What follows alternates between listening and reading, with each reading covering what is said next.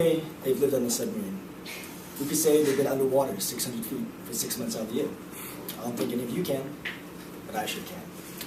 I was in the United States Navy for 5 years, and I was stationed on the USS Ohio, SSGN 726, which is a guided missile sub, which was stationed out of Bangor, Washington. Let me pass this around so everyone can get a better look. So, what I learned in my time in the military is that you have to trust all the men and women that you serve with. That's the most important thing. And nothing more symbolizes that than those dolphins right there.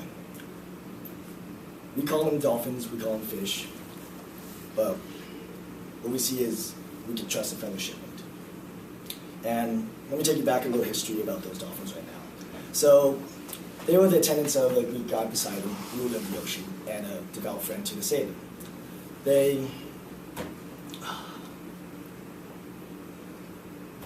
I'm sorry, I've got a couple of things.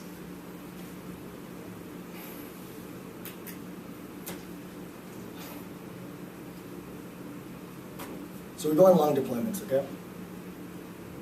And, I'm sorry.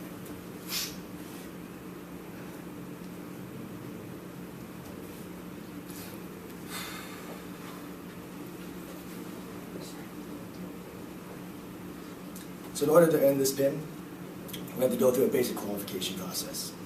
We have to know all the basic ins and outs of every single equipment on the boat, know how to fix it, know what each button does, what every little toggle does. We also then tested on our knowledge on how to respond and how to fight casualties, such as fires, flooding, missile emergencies, hydraulic leaks, high-pressure air leaks. Being on a submarine can pretty much kill you. It's easy to go down. Coming back up is the hardest thing to do. So, the way the process works is, when I'm done with my qualification card, I stand in front of let's say a qualified officer, qualified chief, and a qualified first-class petty officer. They start asking me questions like, what do you do in this situation? There's a fire in the engine room. What are you going to do? What type of fire extinguisher are you going to use? What's the response time? And, oh my God, this guy is dying! What do you do, Petty Officer Wakano? What are you going to do? So this goes on for about 2 or 3 hours. Fun stuff, right? So we're given about 7 months to qualify. And if this doesn't happen in a allotted amount of time to give us, well, A, the captain's going to kick us off the boat, or B, send us to the surface fleet. I was pinned right before Christmas in 2009 by my chief. And it's going to sound a little corny, but I felt this huge sense of pride, huge sense of accomplishment. And as soon as I was done with the pinning ceremony,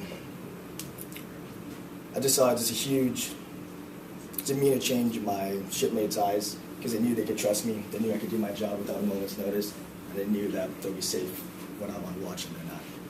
And what all submariners say, qualified submariners say, is life is simple, you're either qualified or you're not.